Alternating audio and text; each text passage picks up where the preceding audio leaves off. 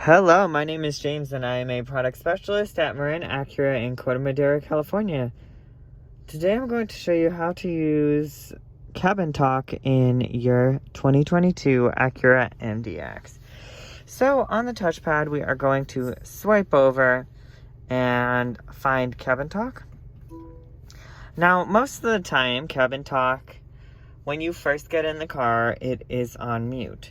So you are going to want to turn up the volume, and now your rear passengers can hear you better through the speakers. Maybe, I don't know if it's coming through on the video, but I can definitely hear myself talking better.